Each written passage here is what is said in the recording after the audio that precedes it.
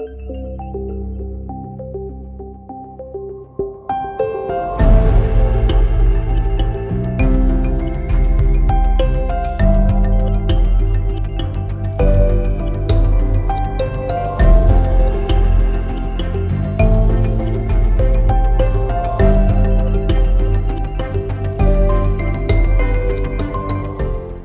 good evening, everybody. Can I just clarify you all hear me?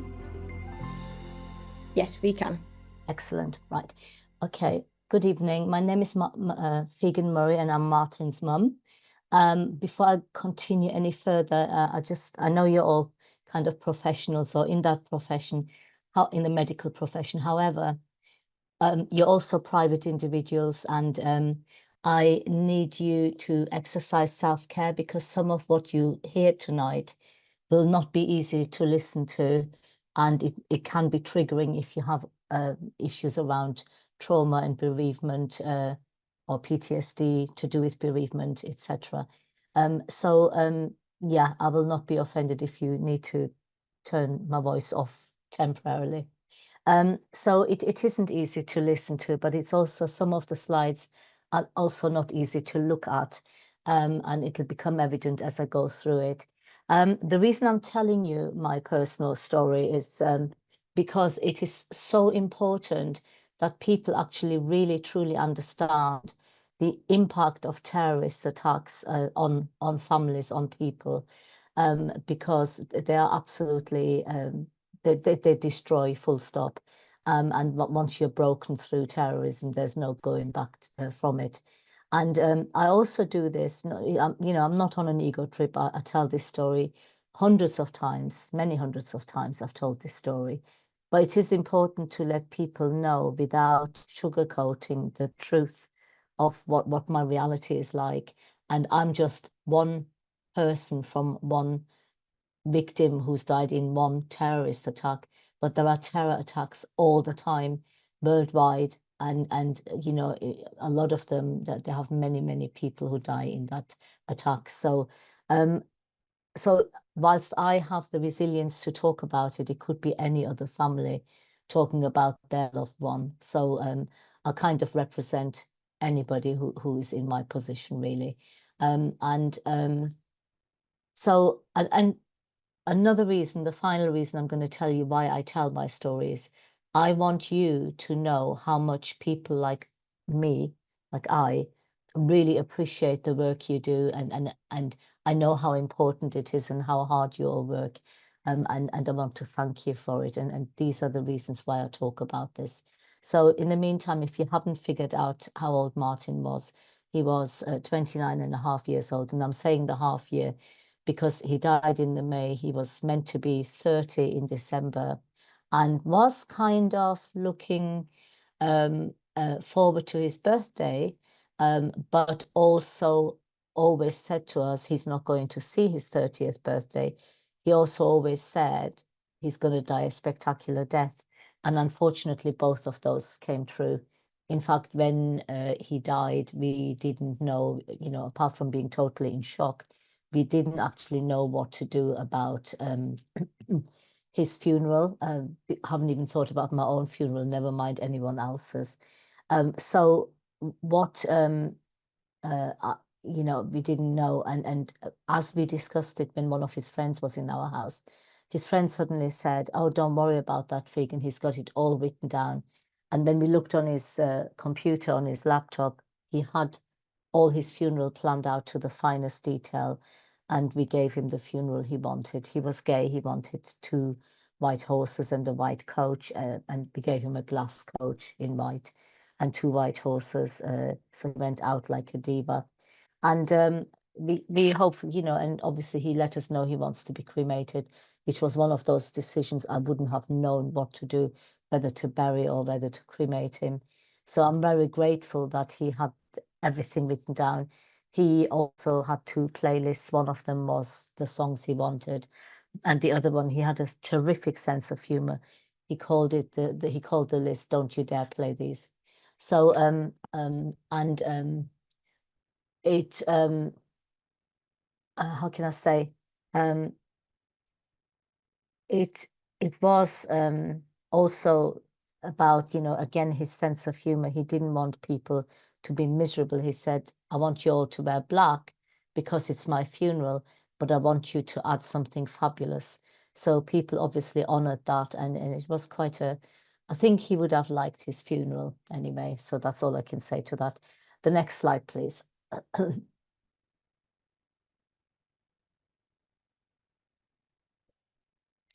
But obviously, Martyn wasn't the only one who died. So here are all the people who died alongside him. I'll tell you a few of the stories behind these pictures and faces. So obviously, the youngest victim was the third picture along from the middle row, little Safi Roussos. She was 8 years old. She'd be 15 now. You know, this July she would have been 15. It's quite sad that you know she died so young. Um, the girl above her with the glasses and the lovely smile, she was about to start a midwifery degree. The lady in the grey scarf in the middle row with oops, the pictures have disappeared.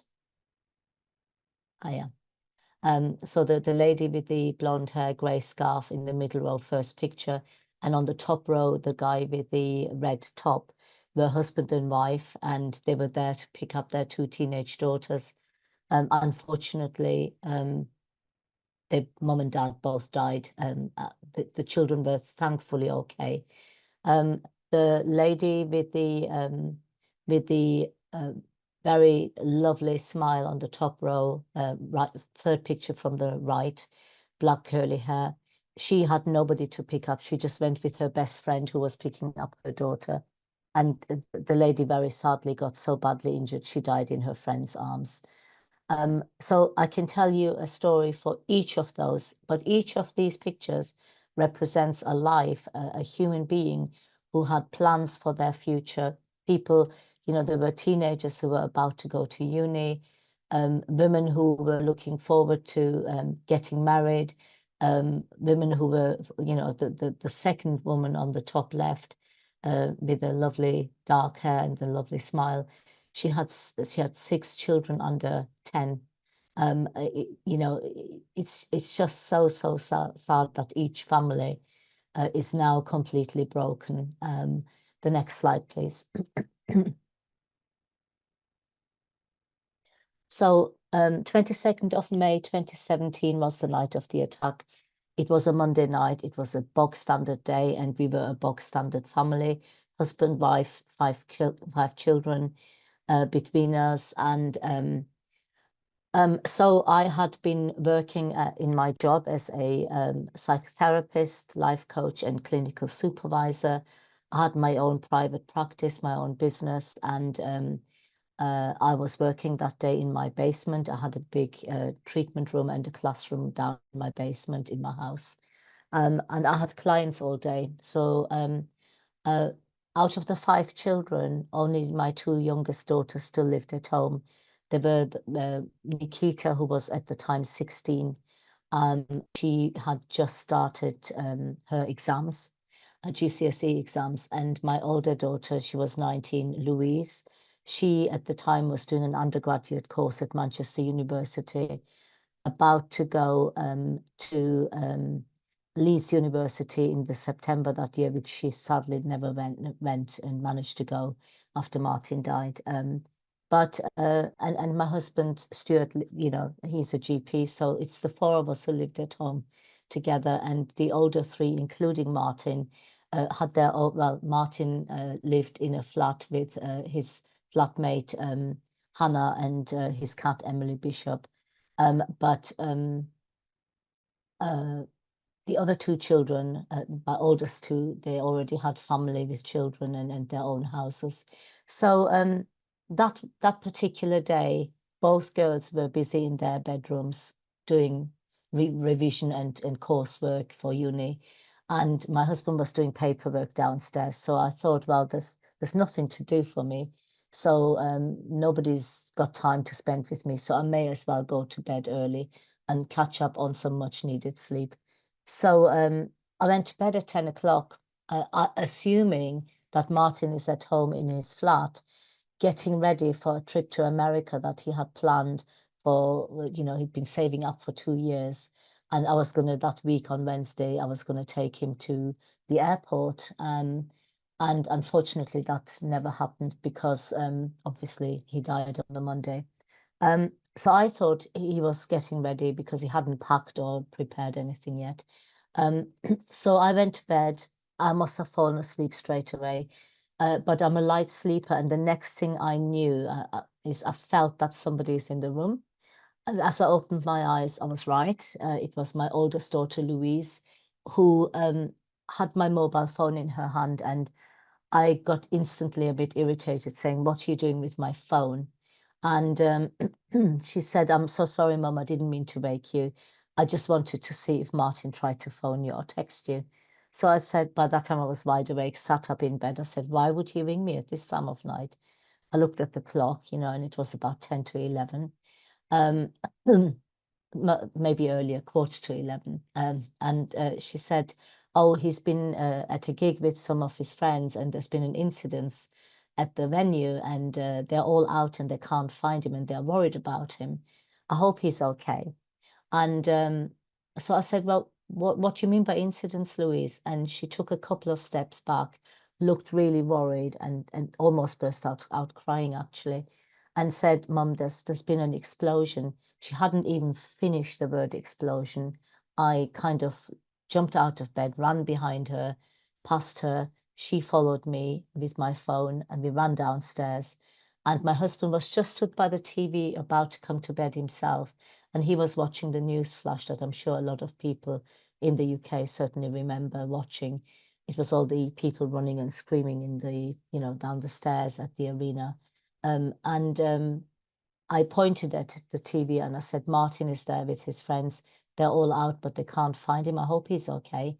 And he smiled and laughed at me. He said, "Figen, you know what he's like. He'll be in the gay village ordering drinks for his mates. He always leaves 10 minutes early to beat the crowds." And that was actually true, but that particular night he didn't. And I'm not even allowing myself the thought, why on earth didn't he, if only he had, because that's not healthy. So he said, "Look, he'll ring you tomorrow. He'll be out of juice on his phone. When he's charged his phone tomorrow, you can talk to him. Anyway, I've got work tomorrow. I'm off to bed." He's a doctor. So he went to bed, and Louise and I stayed up. We made a cup of tea. Um, so, um, uh, um, so it was really difficult because I obviously, there wasn't much information on the news at the time.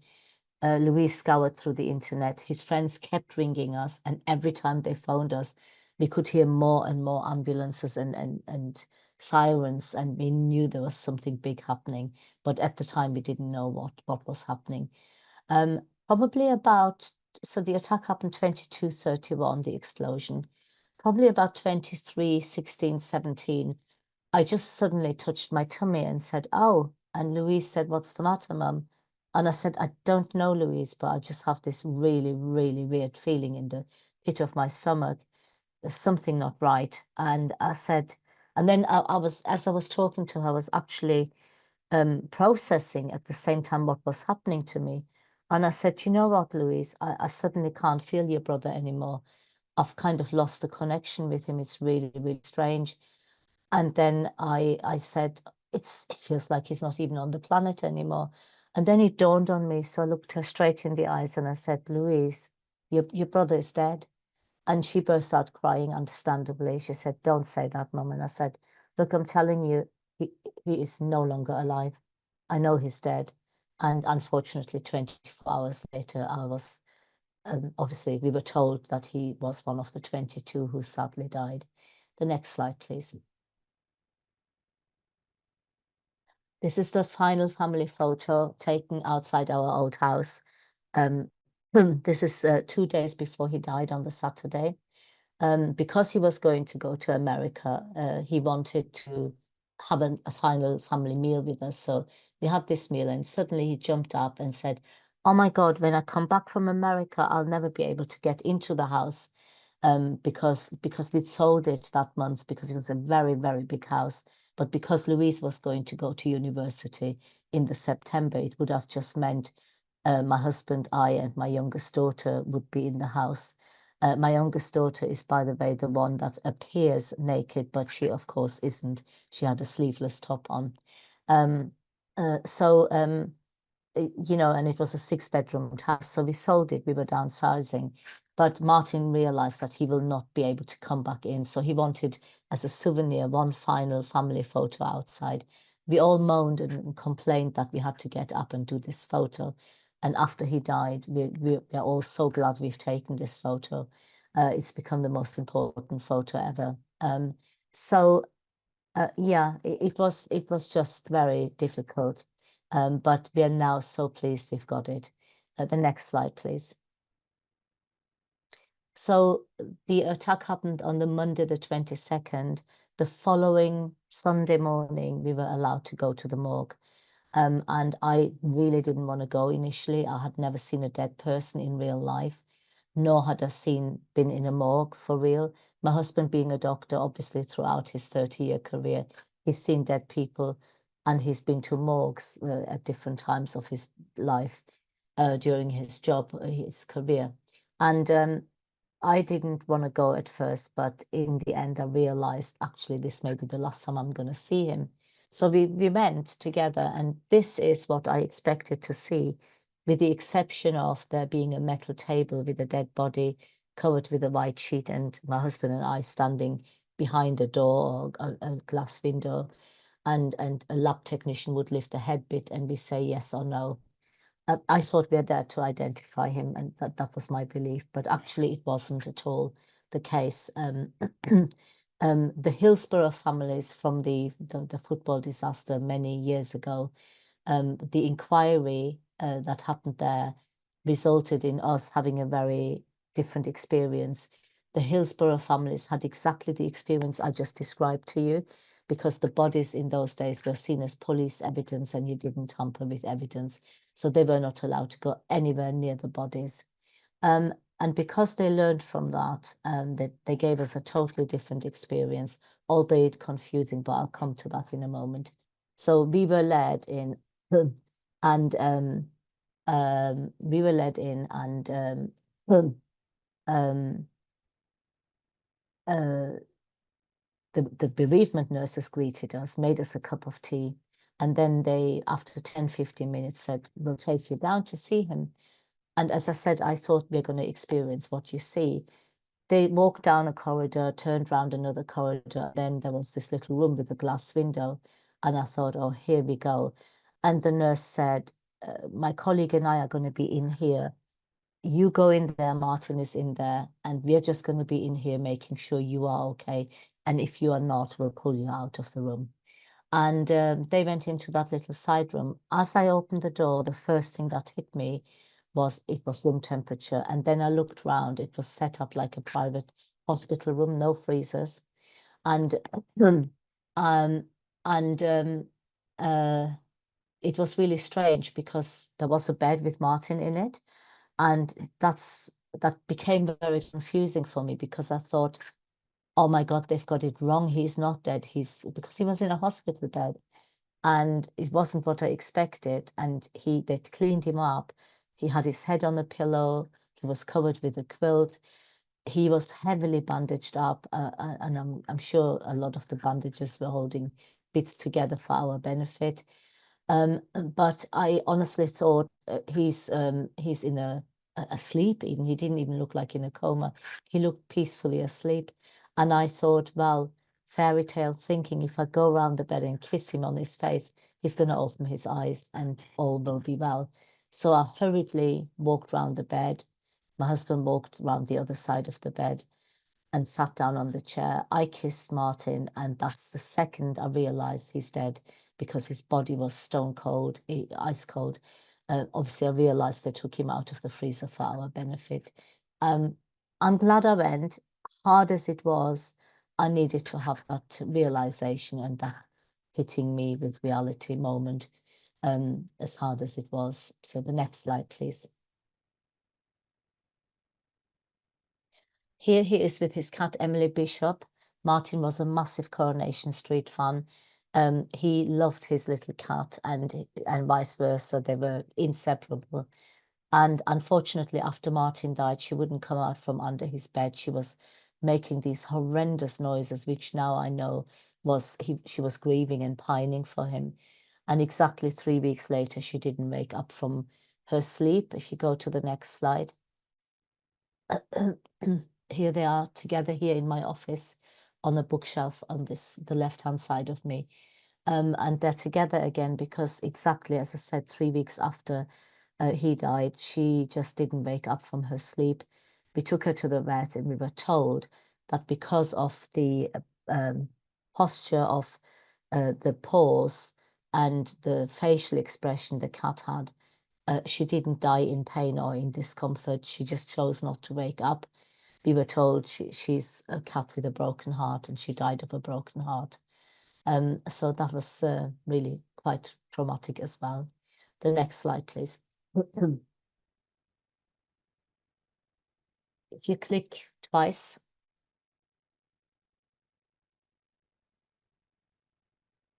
And one more time. Thank you. So 2231 was the time of the explosion. It is now 7.5 years later. I've had many, many therapy sessions, and I don't think it'll make any difference.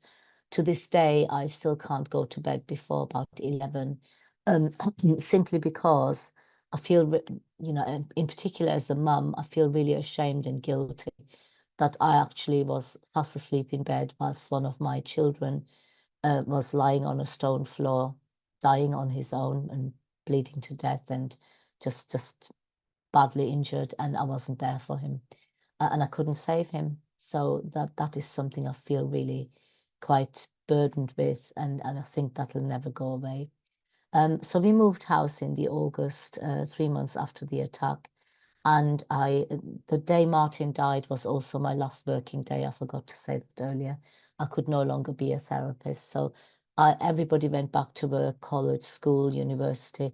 I couldn't. I was just existing really the first 12 months. I was very zombie-like in my grief. But my youngest daughter bought my husband some concert tickets for a singer he likes as a Father's Day gift in June that year.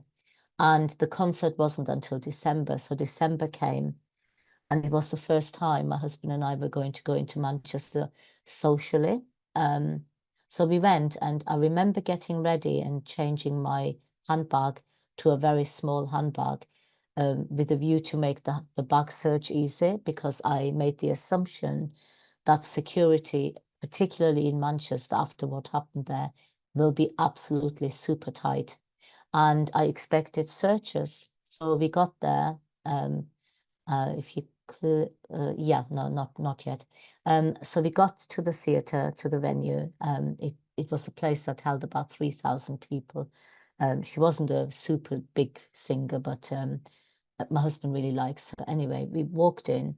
My husband gets his tickets out. Staff looked at us and then turned away and carried on talking. Uh, he said, "Oh, our seats are upstairs. We need to be upstairs." We walked up the stairs. Nobody questioned us, queried us, searched anything. We found our seats, sat down, and that was it. And during the concert, my husband noticed I'm crying. So he whispered, "It's the songs, isn't it?" And I whispered back saying, "I'm not even listening to the stupid songs." So he looked confused. He said, "Well, why are you crying then?" And I said, "Because nobody searched my bag." And for me, what that signified and symbolized is that 18 months after 22 people, a lot of them children, died, it seems to have been forgotten in Manchester because nobody seemed to care that here we are at another music concert and there was no security at all. And I just could not believe it. So January came.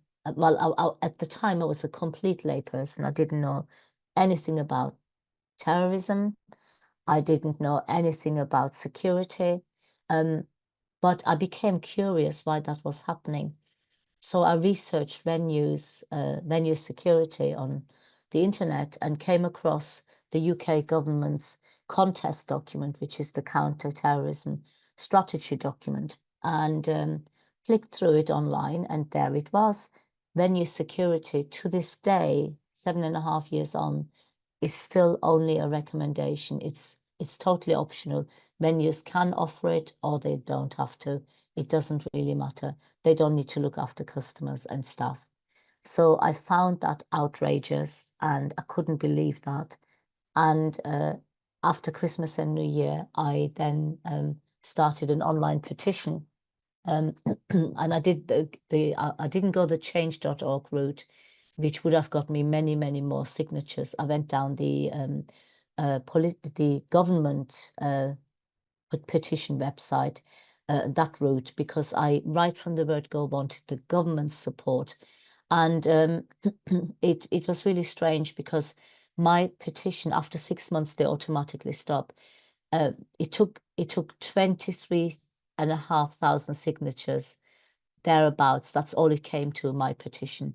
And it sounds a lot, but it isn't. So halfway through my petition, on the same site, 2 other ones emerged, and they overtook me within 2-3 weeks by the hundreds of thousands. You could see the clicker really move constantly on both.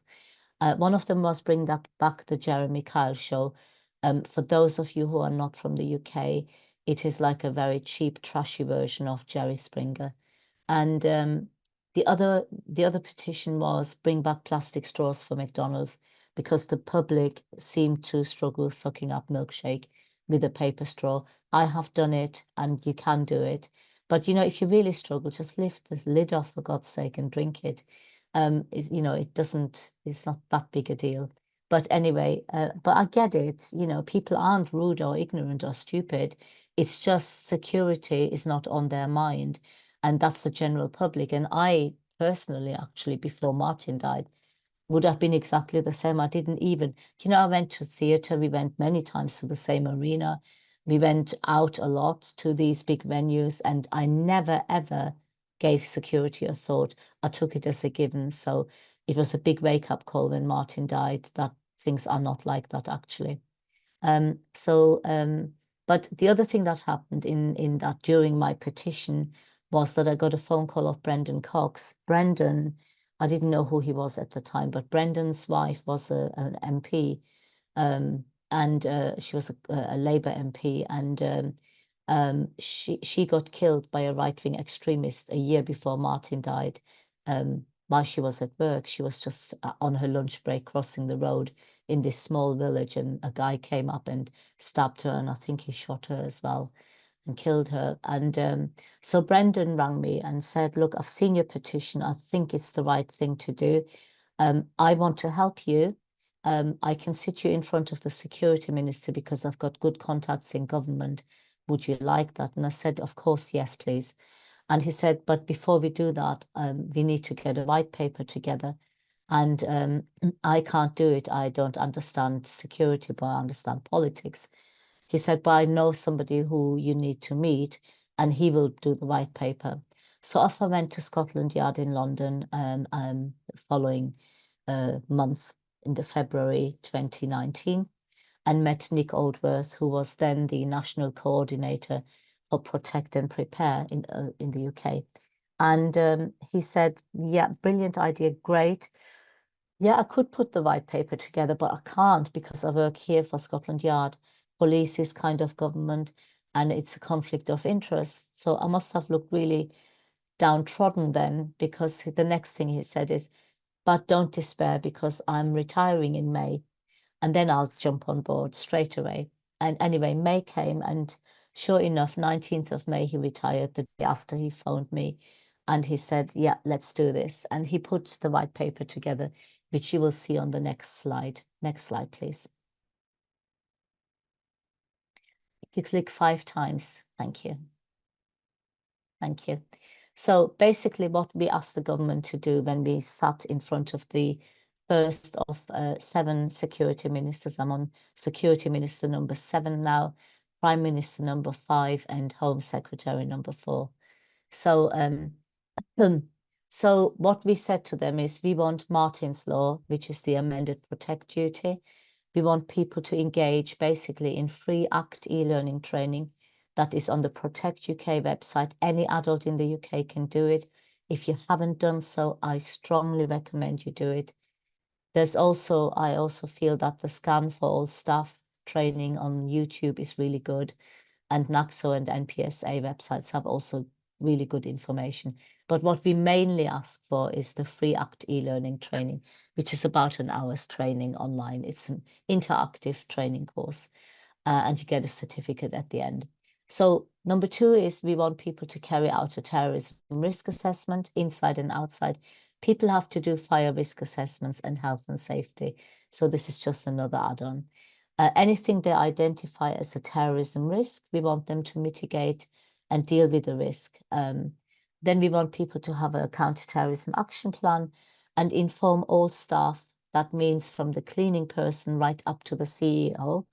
Everybody needs to know how to lock down a building in case something happens, where to evacuate, if they can't evacuate, where to evacuate, and how to communicate to each other, their customers, and the outside authorities.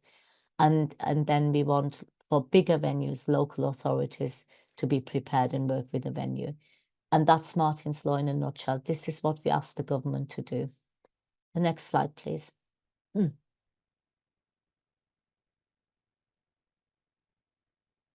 Okay, if you click, yeah, and more, thanks. So why is it relevant to you? It's relevant to all of us because the legislation is now definitely on its way. It's making currently its way through Parliament, but I'll tell you more about that in a bit. And we all need to, as a country, need to ditch the mindset, it won't happen here. We are rural, we are not an important enough target. We are not a target at all. It could be the building next to you is a target, and if that got attacked, it would impact on you, definitely. But actually, you know, we have had attacks in rural areas. As I said, Joe Cox MP was killed in a village. We've had many different things happen up and down the country. Not all attacks happen in London, Paris, Vienna, or wherever. They happen everywhere. And again, more about that in a moment.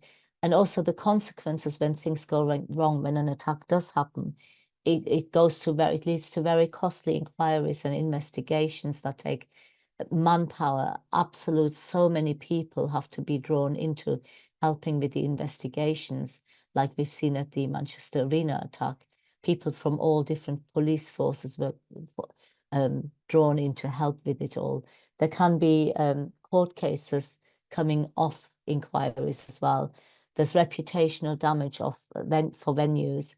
And once the legislation is in and properly bedded in, and the implementation period of 2 years is over, and things go wrong, there could be fines, hefty fines, and possible imprisonment.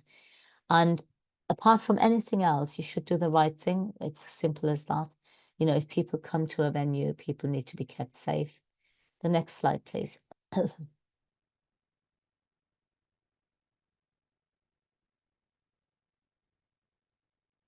Right. And just a word on terrorism. So the terrorism landscape is very different since 2014. So the IRA used to actually phone in and give indication that they might be doing something. But in 2014, a Daesh, which is the proper word for ISIS, a Daesh spokesperson, went online and his video went viral within minutes. And what he said is, don't bother training. In training camps, you don't need to learn how to use a rocket launcher or a gun. Do not worry about training. The border police is onto us anyway, that you'll probably get arrested. So don't even bother traveling. You know, it's not worth it. However, kill the infidel with any way you see fit. Use a stone, use a knife, use a vehicle, use fire, use poison, throw them from a height. Kill them any way you see fit. And you do not need permission from us as an organization or any other terrorist organization. Just go and kill the infidel. And that is the year when self-initiated terrorism started in the UK and across Europe, because people just did as they were told. They got radicalized online, got a knife, taped it round there, you know, with masking tape or whatever, round their wrists so that they can't be taken off them. And they just go and kill people. They'd hire vehicles and kill people. So we've had 14 successful terrorist attacks since 2017 in the UK. And we've had 43 terror plots that were stopped just in time, and I mean very late stage. We have about 800 active investigations where people are being prosecuted for terrorism offences and hopefully will be imprisoned. We have another 2,500 people who are subjects of interest, who who have dealings and have connections to those 800 people who are being investigated, but they're not criminal yet to also be prosecuted. But people are keeping a close eye on those 2,500 people. And on top of that, there are about 30,000 more people who are actively engaging in terrorism-related material online, but again, not anywhere near that they go into the 2,500 figure or the 800. So, but there are a lot of people who are looking at stuff that is unsavory, and they could easily turn and carry out a terrorist attack. Terrorism is rife, and those figures have not gone down in the last few years at all. And with the global situation we are finding ourselves in, unfortunately, although stuff happens in the Middle East or in Ukraine, it doesn't matter. These things affect us in Europe and everywhere else in the world, because people are watching what's happening online. They become disgruntled. They choose a side, and then they start kicking off and lashing out at people through terrorist attacks and other things. So the next slide, please. So we've been working with the government for 5.5 years. As I said earlier, we have had many ministers, many prime ministers and home secretaries. And every time we had a new person, it set us back a bit. We had COVID, we had 2 months without a prime minister. We had very quick changes in government with Liz Truss, etc. So there's been lots of time wasted with the legislation. And in December 2022, Rishi Sunak phoned me at home on what would have been Martyn's 35th birthday. And he said to me, look, we are very, very committed to this legislation. We're going to make it happen as soon as possible, but there's a few more political processes to go through. And he explained it a bit. So I said, will it be done by the 7th anniversary? He said, I'd love to make it happen by then, but I don't think it will be quite done then, because there's so many stages still to go through with the law. And he said, but I want you to know we will get it done. We prioritize it. We'll get it done ASAP. And well, a few years ago, we had many meetings with the Home Office, face to face, on Teams during COVID. You know, sort of, we've had many interactions with the department that works on Martyn's Law. And we had a few years ago, about 3-4 years ago, Brendan Cox and I went to the Home Office, had a meeting. That particular meeting didn't quite go so well, and I was a bit unhappy about it outside.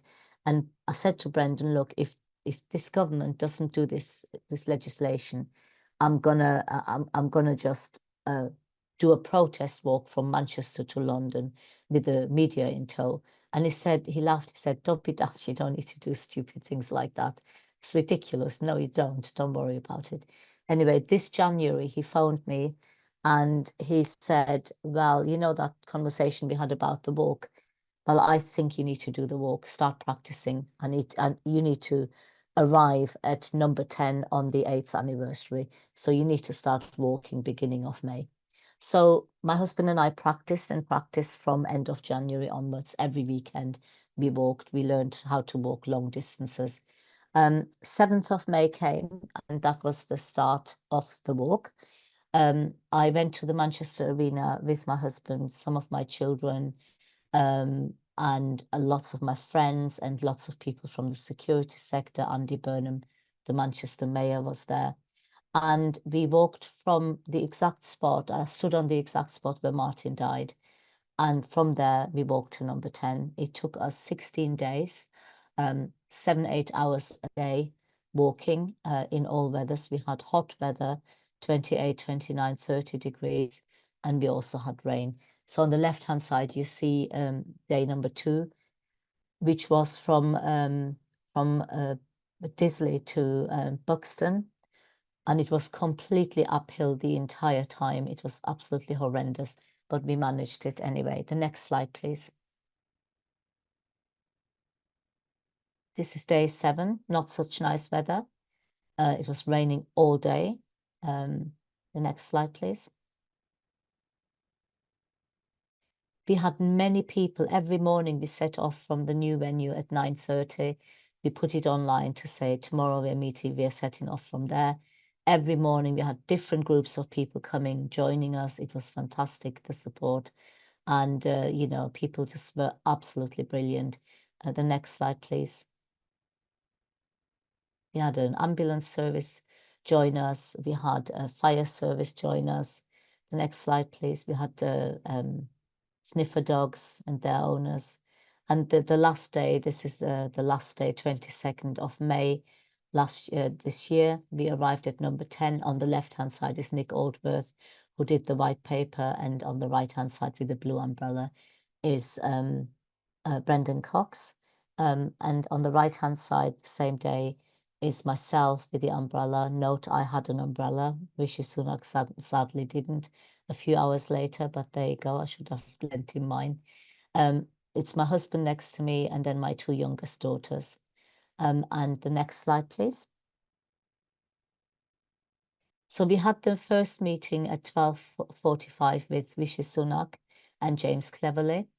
And that was a 20-minute meeting. It felt very businesslike. They were both very, very nice, really kind. And then half an hour later, we met with Keir Starmer and his ministers, and it was a completely different meeting. I'm not political, I hasten to add, but my youngest daughter actually summed it up, the one in the purple and blue. She said the first meeting was a business meeting, the second meeting was meeting with human beings. And that's quite telling. So the next slide, please. So, however, I started my walk with a dodgy hip.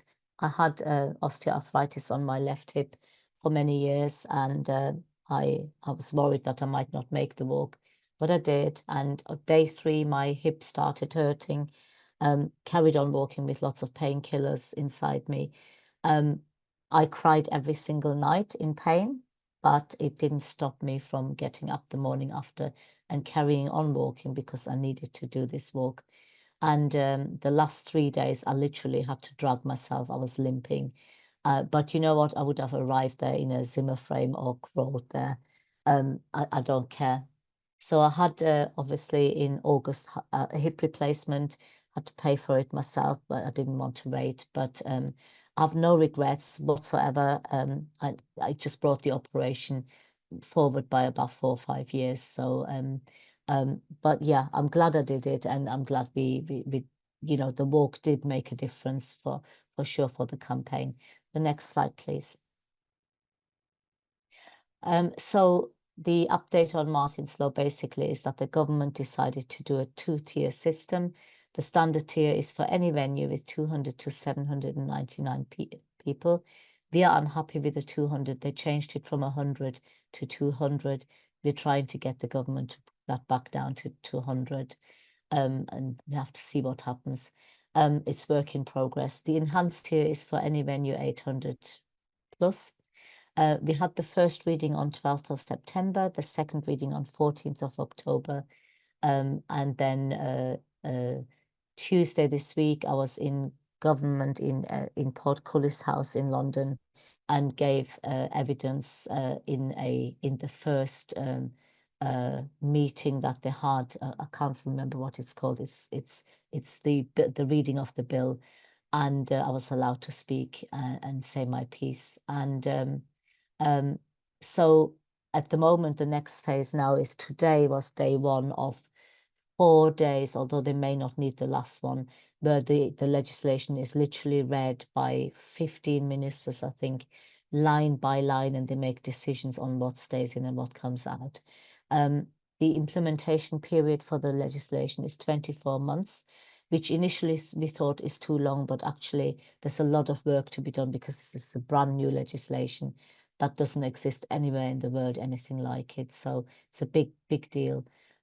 So they will need 24 months to set everything up. SIA will be the regulator. It's now a definite, and it should be, we were told, it should be in the statute books signed off by the King before the next anniversary on the 22nd of May 2025. After the line by line reading, it has to go to a report meeting where I'm going to London again, and then the third reading again in London. That's 2 days before Christmas. I have to go and be present. After Christmas and New Year, it'll then go to the House of Lords for first, second, and third reading, and again committee stage, reporting stage.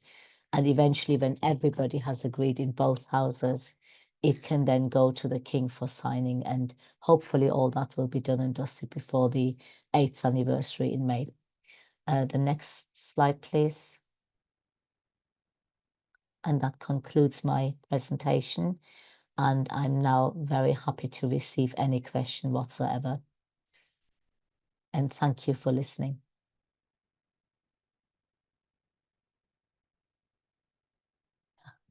Thank you. Thank you so much. Sorry, just taking a quick second there. So yes, so now we do move over to the Q&A section of the evening. So if anyone has absolutely any questions at all for Figen, please do get them in. There's so much love and praise coming in. And if you'd like to join us for our next webinar, that will be the part 2 from Wasim, who came to us last week as well, and that's on November the 13th, so in between Glasgow and the FIT course.